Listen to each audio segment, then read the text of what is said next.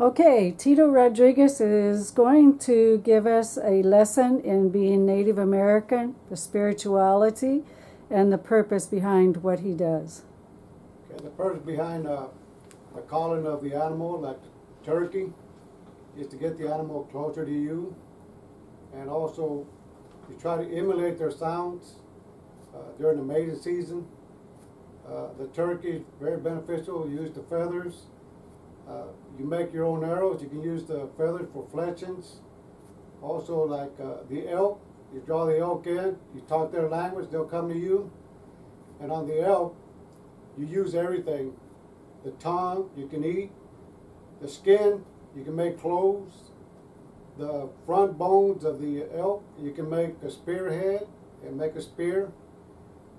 Just not only are you hunted to survive, you're hunted to clothe yourself.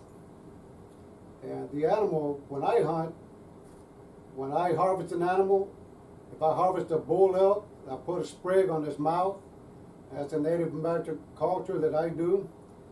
And also, if it's a cow, then I put the sprig on the hind quarters. And that is for me, is to give them a thank you for them giving themselves up to us, or to me rather. And another thing I do is I thank the Great Spirit, and when I take the entrails out, I give the heart to the Spirit, so that way they can keep me still. They bless me with more successful hunts. But you can make your clothes, you can make your weapons, you can make tents, shelter, anything you need. The horns, you can use them for weapons. You can use them for digging a hole or whatever you need to do. And basically, every animal that I kill, I have the skin tanned, and I use it for, right now my last elk that I killed, I'm getting moccasins made, and I'm getting a quiver for my arrows made with the skin of the animal. So it's very beneficial. That I've seen a lot of people throw their elk skins away. And to me, that's just a waste, and we should be using the whole animal. Don't you think that you're blessing when you thank the animal for his sacrifice Yes. for you? Don't you think that helps in the future? Oh, yes, it does. It blesses your hunt in the future. Right, and normally when I harvest a turkey, elk, deer, I always get down on my knees, and this is religiously. I thank the animal for giving themselves up to us to survive, to eat, and to continue our culture and our way of life. Plus the harvest, a lot of people don't realize, helps keep the herd strong. Right. And builds a bigger, stronger herd. Right. Because the ones that get captured are the ones that are supposed to get captured. Right. And the ones that are left out there are the ones that are supposed to propagate, right? Right. Oh, yes. So yeah, it helps. And one other thing, if you overpopulate, then the animal will starve to death because there's not enough food. So it is great that you harvest. That way you keep the herd in check. And you have a herd that's in check, then you have a healthier animal. I think that for the most part, a lot of people don't understand, especially these people that don't like hunters. They don't understand that we're the people that are these super conservationists because we're That's been trying my to experience. build. The people that are truly hunters, like you say, not a trophy hunter, but somebody that's hunting and they're going to use every bit of the animal they possibly can. Those are your true conservationists. Exactly. Now, for example, here in Florida, and if memory serves, this was back in the 1980s. There was flooding in the Everglades, and the white-tailed deer population was starving to death. Now, the state decided they were going to have a special hunt so hunters could go in and thin the herd out and, allow the animals that remain to be able to prosper and have enough to eat. Well, some of the animal rights groups came in and said, oh no, we can't do that. What we need to do is capture these wild animals, put them in a cage, and then take them someplace else. And they convinced the state legislature that that's what they needed to do. So they called off the hunt and they moved all these animals. 100% of the animals, again, I'm going from memory, but I recall reading the story, 100% of the animals they tried to move died because they simply couldn't handle the trauma. They were already starving, and they were captured and transported, and all that meat just went to waste. You know, if they would have just let the hunters go in like they originally wanted to, then the herd, a lot more animals would have survived. And I think in the long run, what people don't realize is anything that you hunt in excess, you give away. Right. It's like a lot of people aren't aware of the fact that a roadkill in the state of Florida, the state of New York, or wherever it is, Arizona, Right. that roadkill is donated to a family that needs food. So you don't just hit a deer and run away. If you hit them with your car, you don't pick them up, put them on your trunk. If you call the state trooper or you call a wildlife officer, they're going to take that recovered meat and they're going to process it and they're going to give it to a family that needs the food. There are a lot of people out there that live day to day. They barely make it day to day. The only thing that's going to help them in this kind of situation to keep a halfway stable diet is people like you. Sure. So it's understanding there's more dynamics to a hunter calling and processing an animal. There's a lot more to it. And the waste is something that's done by trophy hunters, and I'm not a big trophy person. My brother Terry, my twin brother Terry today, harvests his meat, grows his garden, and grows his own food in his garden. He shops very rarely in a store. And the reason for that is not because he can't afford it, it's because he's in one with nature. Right. And nature appreciates him, and in my opinion, God and nature gives him a better harvest because of that. Right. And he creates a better group, a better animal Right. store from the mere processing and saving of these animals. Now, Tito, you actually process and cure some of the meat yourself also, don't you? Yes. That's another consideration. You know, I get some meat from the grocery store, I come home and I put it in my refrigerator. Well, that works great as long as there's electricity, but what if you don't have refrigeration? How long does it take before your ice melts? Again, from being a Floridian and having my power knocked out from time to time by storms or hurricanes, that's something to think about. Do you know how to take a piece of meat and cure it with salts and the other processes by which you do it, and be able to make it last for a couple weeks without refrigeration? And I think Right. that's going to be one of the greatest lessons you teach. Right. And the climate in Arizona is just right for drying the meat outside. Cover it up, keep the bugs and the dirt off of it, and you can make jerky, pemmican, whatever you want to. Now, tell our viewers what pemmican is. A lot of people may not know that term.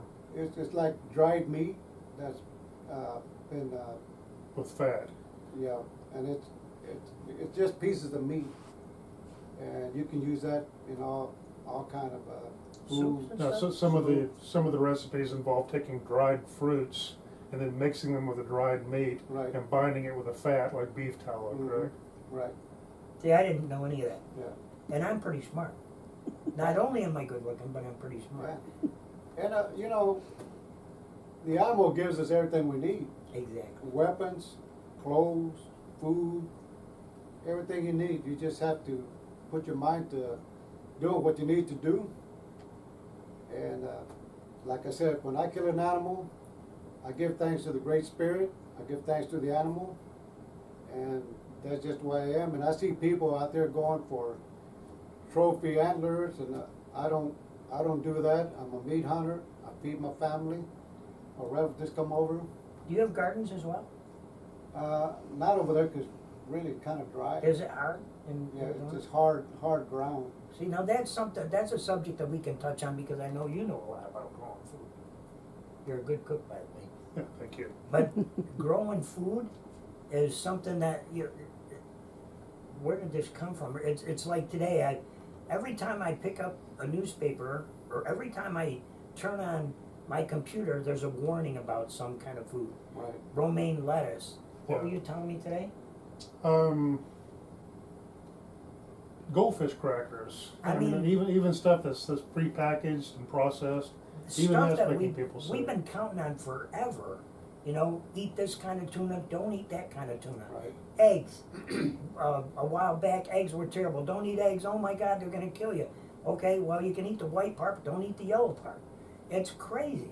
Right. My No, parents and my grandparents grew up on eggs. A terrifying fact, during the Great Depression, about 30% of the country was involved in some type of agriculture, farming, growing vegetables, raising cattle.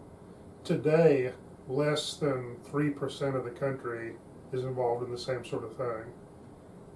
One of the reasons a lot of people lived through the Great Depression without more problems than they had, for instance, my grandparents in rural Georgia, my grandmother often told me they were dirt poor, but they were never hungry because they raised everything they needed to eat. Right. They had no idea that people in the big cities were going hungry in a lot of cases, Yeah. because they may not be wearing good clothes or driving a new car or having a lot of the things that you would like to have in life, but they always had something to eat because they knew how to grow it. They knew how to take the animals and process them. They knew how to take the vegetables out of the field and can them or put them in mason jars and be able to preserve them. And this is a lost art. My generation, and I'm 52, going on 53 years old in the next couple months here. My generation, most of us don't know that. You have to go back to my grandparents, their time for that to really be something that was common knowledge in this country. It's like when I talk to young people today and they ask me about when I was born and where I was born.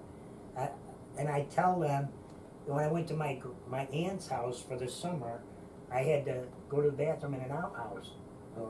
What's an outhouse? Right. And I didn't have a bathtub. We didn't have a shower. We had a great big bowl, and you'd go to the kitchen sink, and you would use a hand pump Right. to pump water into the bowl, and you would heat that on a wood stove, Mhm. and then that's what you would wash with. Right. And oh my God, how did you live like that? You know what? That was the most fun I ever had in my life. Oh, yes. Going out and picking strawberries, going out and harvesting our own meat, going out hunting. Oh my God. Today I buy a 13-pound bottle of honey, and I buy them as often as I can from a local beekeeper because it's real honey. I buy it, and it's expensive. It's $120 for 13 pounds. Right. But I feel better. My allergies are going away. I used to sneeze at everything. You and I used to sneeze so much, I thought we were going to shake the table out of the room. Right. But little things like that, getting back to nature, understanding that you can survive any of these bad situations with a little bit of education, a little bit of time in the field. That's what we're going to do with you. We're going to teach you that stuff. Get dirty. It's okay to get dirty. My mom used to say you got to eat a peck of dirt before you die. Because when we were kids, we were eating dirt all the time. I mean, playing in the... Oh, yeah. We played outside. Yep. Oh, my God. And We got dirty. Another consideration, all survivalistic aspects aside, just for a better quality of life and being able to eat better quality foods.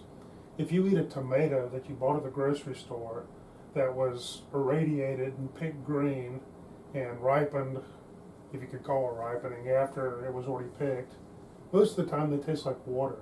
I mean, you compare that to the taste of a vine ripened tomato that you grew in your backyard. Yeah. Or something as simple as making your own bread. I mean, people will spend $20 to go to Pizza Hut for a pizza that's got about $1.50 worth of ingredients in it. And making a pizza crust, taking flour and adding water and maybe a couple other things, is not brain surgery. But if you learn how to cook with basic things, if you learn how to prepare your foods, you're going to have a better quality of life. And then, yeah, if something bad does happen, then you're probably going to be a lot more prepared to prepare for your family and your friends to be able to help them in a time of need. Something else that I've come across now, the older I get, I'm being more conservative about how much I eat, when I eat, and what I eat. I found out, you know what, I don't have to eat everything on the plate. Right. Most of the time, I leave half of what I put on the plate or half what you put on the plate, because that's enough for 5 people. And I take half of it home. It's okay to eat that later on. And I've never been a big leftover guy. But the older I get, conserve a little bit. Don't You waste don't have anything. to, exactly, you don't have to go into a restaurant and order this huge plate of food and throw half of it away. Not only is that arrogant, and not only is that wasteful, it's sinful. There are people out there that are going without. And is that an old thing? Yes. But it's old for a reason. It's a truth.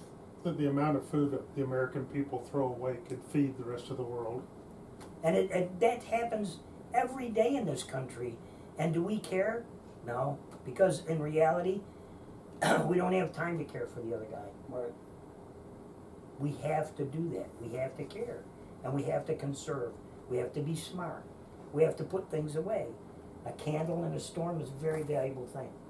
A match is more important than the candle, because without the match, you aren't going to light it unless you know how to light it. That's right. And if you don't have a candle, realizing that you can stick something into a tub of lard and it'll burn for a week. See, and all of this knowledge is here. Is it important? Not to you right now, because you can go to the store and get what you want to get. But what happens if Hurricane Katrina comes through and wipes out everything? Like Mark said, we've all been without power. I've been without power. Right. I don't like it. I don't like sweating anymore. I'm from upstate New York, so when it gets, I got used to being cold, but now that I've been here for 35, 36 years, I want to be cool. I Living can't in the sleep 21st right. century is nice. I like electricity. But it's just a little taste of going back home. Going to pick some strawberries and having somebody actually make a muffin from scratch. Put some real strawberries on it that you picked in a field, and some homemade cream on top of it. My aunt used to do that for us, and that was like eating in the best restaurant I ever ate in my life. We were talking today about the meat that you prepared, and we were talking about the ridiculous prices of what's going on out there. You don't have to be a skinflint to eat well. You don't have to be tight to live well. You have to understand that the littlest tiny thing that means absolutely nothing to you is somebody else's everything. I think that's the most important thing. I had a guy come up not long ago. He got fired from his job, and when he got fired from his job, he looked at his boss, and his boss said it was too much trouble to keep the business running. And he looked at his boss and he said, "Your nothing was my everything.